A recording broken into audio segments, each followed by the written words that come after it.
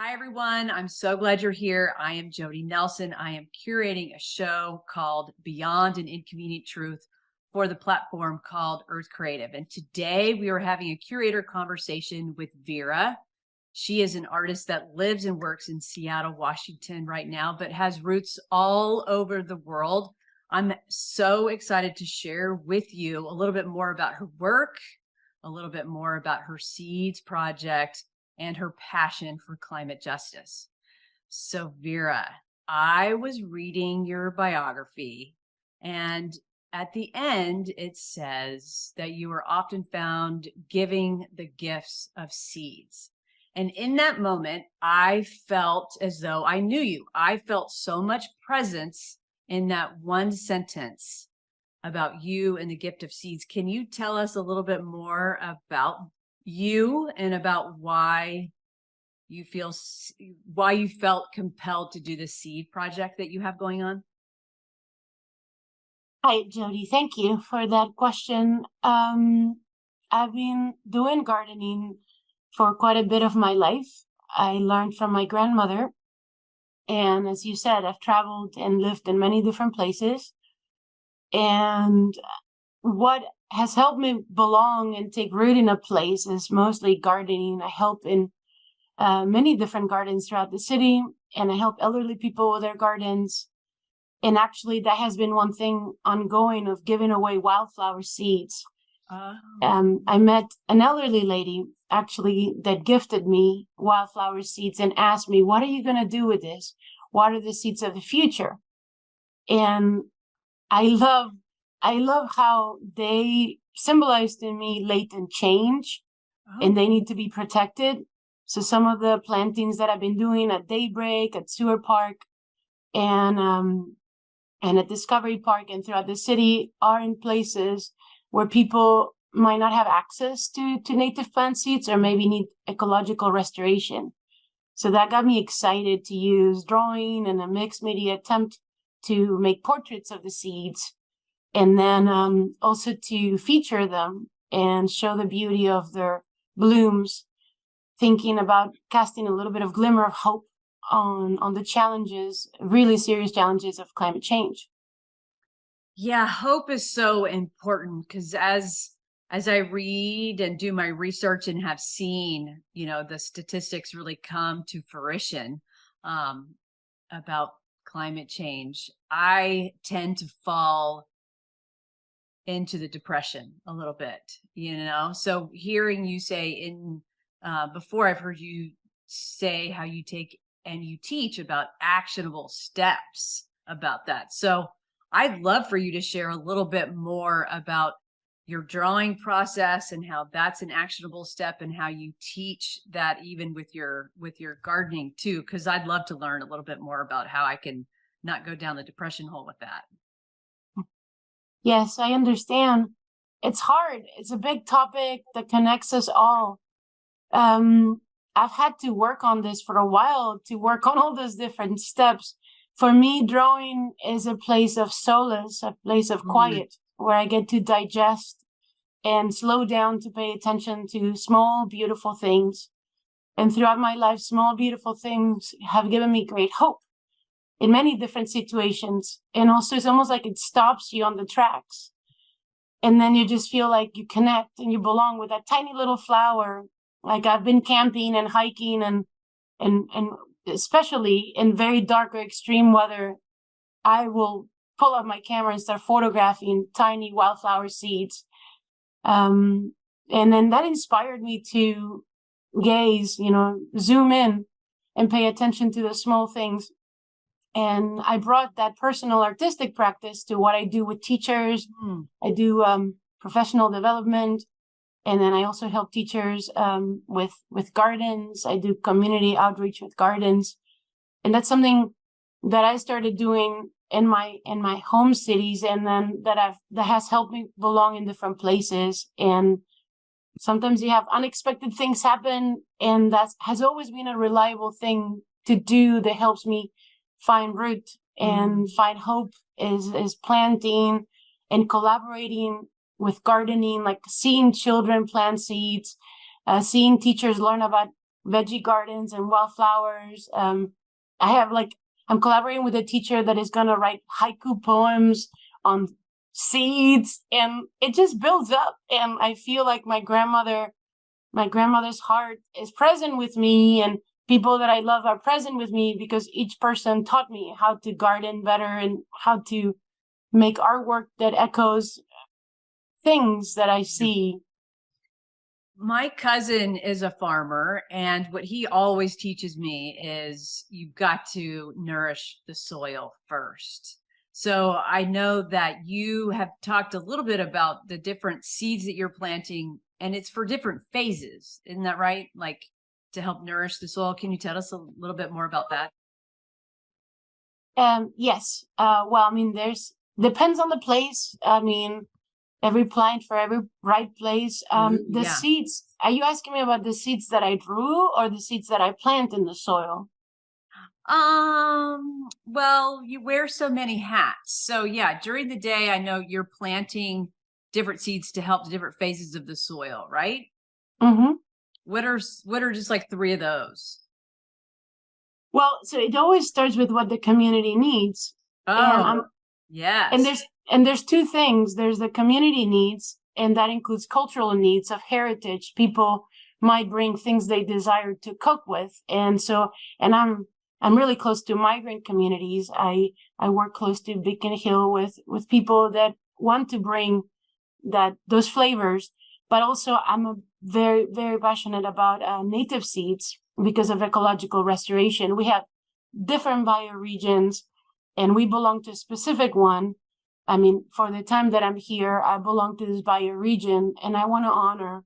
I've been learning from tribal elders and really learning how to honor the soil and preserve and protect the plants. I don't think we can be rigid with it because the bioregion might shift as climate changes. Like it's also shifting, Yeah. is bringing different patterns in temperature, and but I think it's important to be sensitive to what has been here and Mm. what emerges and how we can help the soil welcome those seeds. And everywhere I go, like the schools that I work with, I'm like, would you consider this seeds? And some of the ones that so there's the veggie garden, but then there's the wildflower pollinator seeds for mason bees and all sorts of pollinators. And that basically is connecting to other than human needs. So realizing most of the food we eat is because of pollinators, but also we should honor other species, not just our own. We already impact other species enough. So some of the seeds that I've been hoping to plant or that I have found in those places, like the Western Trillium, I don't plant it, but I cherish it. It's such a precious little seed that I found in the forest on Vashon Island with an elder when I was walking around. And then the black seeds of Pacific Bleeding Heart. I just think that's such a beautiful name. Yes, And absolutely. it was in the backyard of the elderly lady that I helped her garden, grow. And that's one of the reasons I featured it. And I used this glimmer paint that I showed you earlier is that it's important to me. And the camas bulbs are some that I help an organization that does grassroots planting at Discovery Park at daybreak. And I was really moved by their use of the seeds and the bulbs because they were bio-wetland and they were symbolizing this restoration of the soil, but also of connections with tribal elders and their families. And that was, so each one of the seeds, either I have planted or I have helped someone else plant it, or is telling a story about this place through the people that I have met. You are an ultimate creative soul. I mean, you're constantly creating seeds and nourishing something and then having it grow, which is such a creative process. And then you're even continuing that process with your hand-eye coordination and your imagination to help spread the word. It is just beautiful. I can't thank you enough for doing what you do. And as you were talking about your specific drawings, for those of us who are going to be able to join us for the show, these titles that she's talking about are going to be featured at Beyond an Inconvenient Truth, opening up on April 22nd, running through May 13th. And there are a few more titles because we're going to install 6 of these works from her Seeds project. And as you can see, these titles are really important to how she came about the project and for each individual ones. Can you continue telling us how and why you feel that these titles are so important?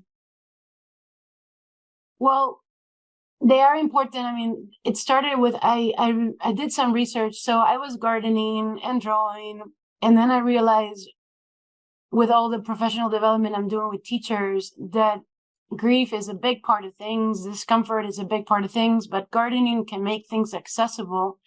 Oh. So then while I was talking about native plant restoration and trying to get resources for teachers to use, I started looking at what do seeds that live here look like. And I do a lot of hiking, so I knew some of the seeds, but it was beautiful to find some. And there was a connection between the honoring of protecting and planting the seeds and perpetuating their role in the ecosystem. But also I felt a kinship because each one of them is connected to my own story. Ooh. Now that might not be in the title, but I know why they're there. And like the Western Canada goldenrod, I really love Val Kilmer's book, Braiding with Sweet Grass. Oh, yes. And that one, just her worldview and what she shares and the beauty of the randomness, but also the order in things really inspired me and has inspired a lot of the teachers that I work with. So I don't mean to misappropriate it, but she inspired me to feature and create this drawing that shows the seeds and the blooms of this plant. Because she talks about aster and goldenrod being together and how an academic tells her, well, that's not real science, but she's using her, indigenous perspectives and her wisdom that comes from a much deeper place, and also saying the rhyme and the beauty of how nature is aligned has a place in science. So I always feel like science and art go hand in hand. And in my own environmental education research, I've tried to do that. Like you can do data, like why is this plant good here, but also it's beautiful. It has a story, it has a presence, it has a relationship with us and our grandmothers, or in this case, not my own grandmother because she was not raised here, but she's also an elder that I learned from, a person that inspires me in her writing.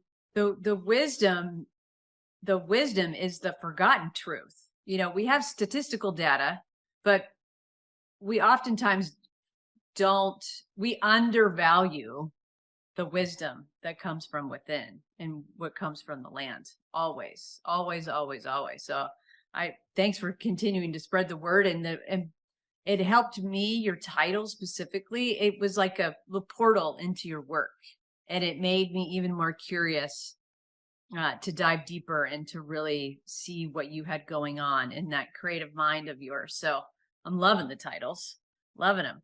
Now, are you going to be able to join us on April 22nd for the opening? Yes, I'm hoping to be there. I want to say the titles, I don't know. I did include a little bit of Latin in there. I'm not so much for that, scientific formality. Yeah. But I think I like titles that can be questioned and images that can be questioned and portals to connect with other things. So I hope they do that to the people that see them. Well, they did it for me, and I was just looking at it on a computer screen. So I'm overjoyed to be able to experience your work in person, because I can just already tell that the work is going to come alive even more than what I've already seen. So appreciate all your time, and most importantly, your energy for helping create the show the show and the experience that we're going to be able to provide. Can't thank you enough. And if there's anything else you want to say goodbye, do you want to tell everybody your Instagram and how to follow you, or a website or anything? I have a website. It's my name, VeraSchoep.com. Okay, perfect. And I do have an Instagram, but I don't always see that format showing my work because it has textures. So it doesn't always show all the layers, but all the layers and the different highlight, like the mica in it. You use a little bit of metallic in your work. I used iridescent paint and ink Iridescent. and yeah, pencils and paint. And I actually it was fun to put them together and blend them and work on transitions. It was really, I don't know, again, like a portrait of a seed. It felt like making something small just seemed like a bloom, like a potential latent bloom for hope. Well, you know what? I'm looking forward to this being a seed to our friendship. I'm looking forward to seeing and working on another project with you and just seeing what happens with your career. I'm so excited for you. Hey, Jodie, that means a lot. I appreciate you. Absolutely. I'm so excited. So thank you everybody for coming to our curator conversation, and we'll see you at the opening. See ya.